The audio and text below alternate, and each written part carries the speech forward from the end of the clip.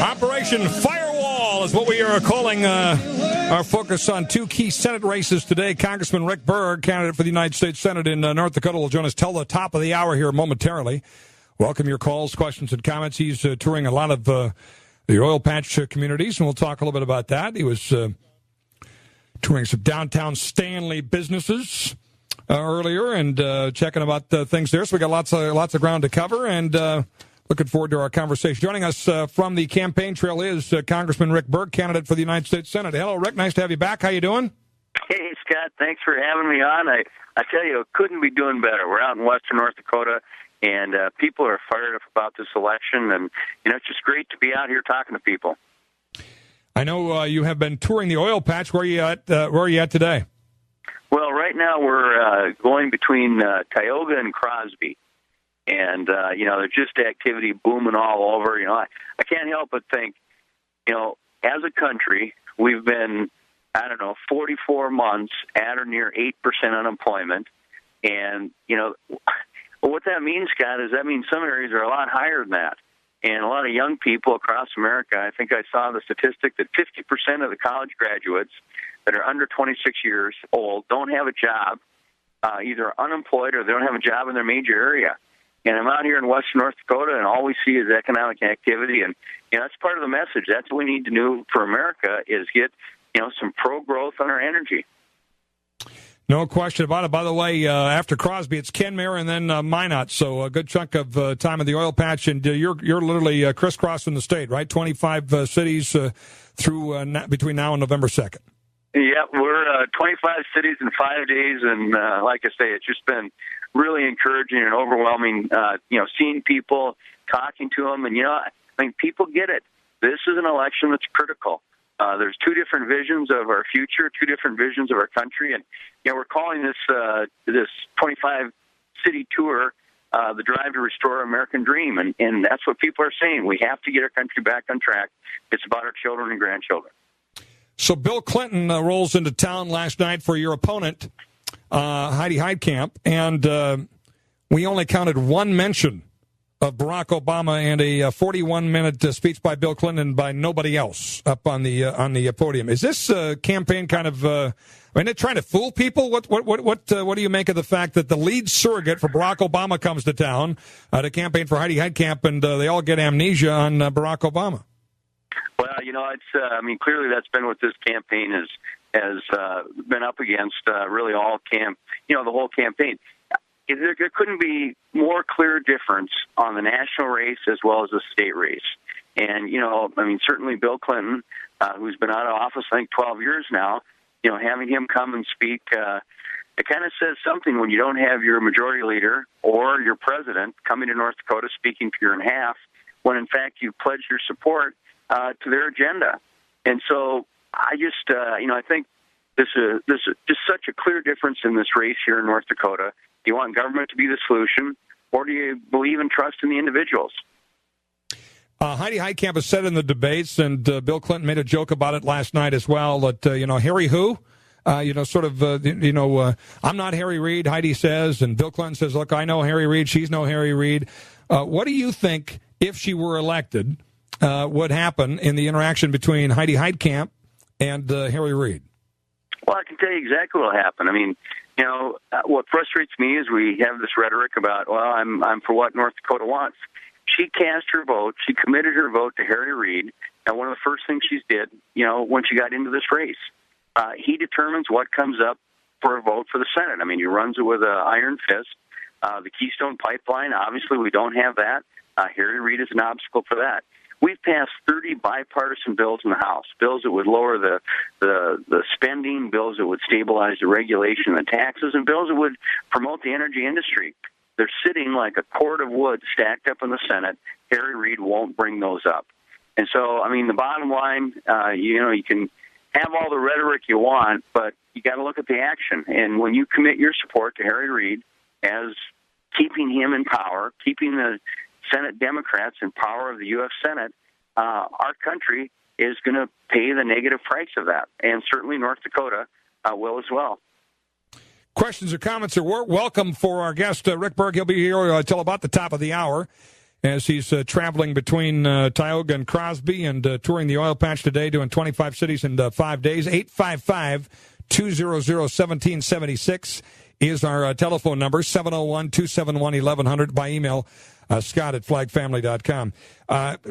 President Clinton last night mentioned a specific accusation against you, and I wanted to give you a chance to address it, talking about domestic violence and something to do with your opposition to it being included as a pre-existing condition in Obamacare. What's he talking about there?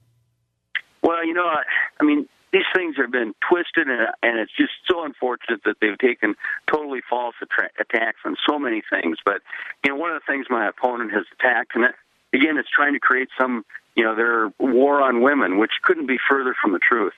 We had the Violence Against Women Act, which is an act that, has gone through Congress in the past, really totally bipartisan. I think the last time there was just a handful of votes that were opposed to it. This last year, the bill passed the Senate, and there was a lot of partisanship involved. I contacted the groups in North Dakota that are working, to help North Dakota women and fighting against violence against women. And we had a bill in the House that came up, and they asked and encouraged my opposition to that bill. And I voted against that bill, and I supported the North Dakota groups that were fighting against that bill. Ultimately, what's happened in this campaign is my vote against that has been twisted and used as saying that for some linkage, I can't quite put it together, that I don't have tremendous support, that I haven't had a strong support for women, certainly in domestic violence, and that couldn't be further from the truth. Denny, question for you on the budget here at 855-200-1776. Denny, go ahead quickly. Yeah, good afternoon, Congressman Berg. I was going to say, over the last 4 years, the federal budget has gone up nearly $500 billion annually due to the increased payouts in Medicare, Medicaid, National Defense, the Transportation Department, and Veterans Affairs, Homeland Security, and the national debt, which comes nearly $3 trillion right there alone. Quick question. You're going to have a minute before the break. What programs are you willing to eliminate to do this? And if Romney wants to say that he's not going to touch Medicare and Social Security for those over 55, that means that there won't be any cuts in that for another 23, 24 years. Am I correct? All right, Denny, we're going to get you an answer on the other side of the break. Sorry to rush you along, but I'm up against the clock here. It's a hard break. More with Congressman Rick Berg. Answer to that question on where the trimming can come on this budget when we continue to... All right, back on the Common Sense Club at the Scotty and Show, chatting with Congressman Rick Berg. 7 days till Election Day, and North Dakota can make the difference on getting the Senate in Republican hands. So before the break, the caller had a question about spending and where you began. What would be job one on reducing the spending? That's one of the challenges. Where do you begin, Scott? As you and I'm sure your listeners know, and as Danny that called in said, our federal deficit was $10 trillion when President Obama was sworn in. Today it's $16 trillion. Each day we're spending $10 trillion. I like these numbers, 10, 6, and 4, because this is what this whole race is about. We're spending $10 billion a day. We have $6 billion of income. We're short $4 billion every single day. And, it's bad enough that, we're spending and wasting money. Well, maybe even worse is we're borrowing, spending and wasting money. We just have to get the spending under control. And, the way you do it, quite frankly, it's the way you would do it in North Dakota or any state legislature. You roll up your sleeves, you look at line by line, and you look for those areas that you can reduce the spending. The first one that pops into my mind when you say, how do we reduce the spending, is Obamacare. Here's a $1.7 trillion takeover of our healthcare system, and there's 21 taxes in there. $716 billion comes from our seniors through Medicare. These are devastating impacts that really hurt our seniors long term. And as it relates to healthcare, it's going to put government right between a doctor and their patient. Having said that, there's absolutely no question that we need to look at the whole picture. But there's a lot of little issues there, and I call them little because the numbers are so big out in Washington. But one example is in the Farm Bill. The Farm Bill in the House, which 80% of it has nothing to do with production agriculture. One of the reforms that were getting pushback from the Democrats in the House was to reform the food stamps program. It's called Stamp Dow, but it's the same as the food stamp. What we said is, the current law says if you qualify for heating assistance, then you're automatically eligible for food stamps. They call it like categorical eligible. And so what we said is, rather than automatically, getting food stamps, let's have people qualify for food stamps as well.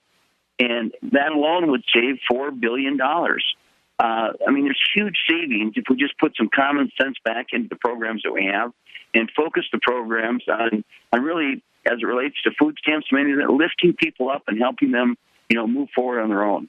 Let's get another call in here for Congressman Rick Berg, candidate for Senate. Sally in Grand Forks, your question for Rick. Go ahead. Well, it's not so much a question, but just I guess just the message I'd like to get out to people who are listening, that a vote for Heidi is as good as a vote for Obama, and a vote for Amy Klobuchar in Minnesota is as good as another vote for Obama. So as Minnesota is moving towards the waking up from a long sleep, I think they need to not only vote for Romney, they need to vote for Ken Bills. And I hope that the two of them, Rick Berg and Ken Bills, will be going to Washington. Yeah, it's Kurt Bills, but I know who you mean. So, and by the way, we had Denny Reberg on earlier, a fellow House member of yours, Rick, in Montana. We have listeners, obviously, in Montana as well from our oil patch operation. They're all important races. And as Denny said in this program, hey, the only way to Republican control the Senate is through North Dakota, Montana, and Nebraska, right? Yeah, well, and Sally hits the nail on the head. I think it's hard for a lot of people to understand, how things are operated in the Democrat Senate majority and with President Obama. And the Keystone is a perfect example. Here's a bill, here's an issue that, quite frankly, would help America bring this Canadian crude into America and have it refined. The president says no to it. It's totally politics over policy. He goes to Harry Reid. Harry Reid is opposed to it as well, and they work together. Harry Reid becomes a rubber stamp for the president to prevent passage of the Keystone Pipeline. I have been a part of 3 different bills in the House to try and get this done, and it just simply either doesn't come for a vote, or Harry Reid and President Obama fight against it. And so when someone says that there'll be an independent vote, but yet they have already committed their support to keeping, both these men in power, that's negative for, obviously, our energy industry, but it's negative for so many of the principles that drive America, free enterprise, and our freedoms. I want every North Dakotan to ask themselves this question. Do you really think these radical groups that are giving Heidi Heitkamp money are giving her money for her campaign to go to Washington and disagree with her? That's the central question that ought to be asked by every voter. And she is trying to, pay no attention to the people behind the curtain. But one of these is this Council for a Livable World that you and I have talked about before, and John Thune was here to talk about it, and a number of officials in Grand Forks and Minot that care deeply, as all North Dakotans should, about our air bases, are very concerned about the money that is coming into Heidi Heitkamp's campaign from this group, and the relationship her campaign has with them, because, they're sharing lists and, doing this together.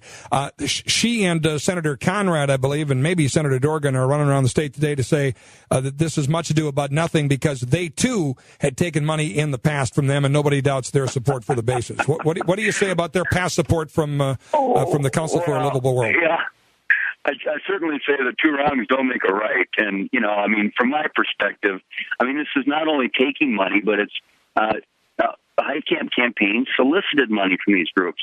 Here you've got a group that, it's clear to everyone that does just even a little bit of research, this Council for a Livable World, and they're anti-defense. Well, Minot Air Force Base has both the bombers as well as the missiles. That's critical for our base in Minot, but in the bigger picture, it's critical for America and critical for our world. We have to make sure that we're the strongest nation and that we're be able to defend America as well as support freedom. And you follow the money, and you can't have it both ways. What's frustrating for me, if you're from North Dakota, you certainly can't take money from groups that are anti-North Dakota, military, anti-defense, anti-nuclear weapons. So you don't believe this? And in other words, the fact that Dorgan and Conrad have previously taken support from them, you don't think exonerates her from taking money or Absolutely not. In fact, they should have been held accountable for it as well. And I mean, here's a clear difference. I mean, probably in this campaign, if you look at what some of the newspaper endorsements have said. They said this is an example of poor judgment on her part. From my perspective. Go ahead.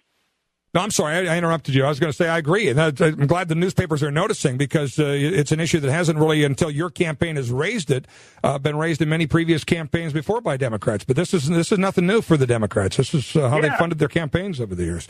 And if you don't understand how that's negative to North Dakota, I mean, I don't know what to say. But all I can say is, not only will I not take money, I will not solicit from those groups, but I'm going to fight against those groups. I'm going to fight against Barack Obama's failed policies. My opponent obviously supports the president. President Obama's policies, has committed her support to Harry Reid to keeping him in power in the Senate. And when she takes money from groups like this that are anti-defense and groups that are trying to, litigate our oil industry and make hydraulic fracturing illegal, I mean, I see that as a serious concern for North Dakotans. Great point. Rick Berg, go get him. Thanks for checking in from the oil patch today. We appreciate it.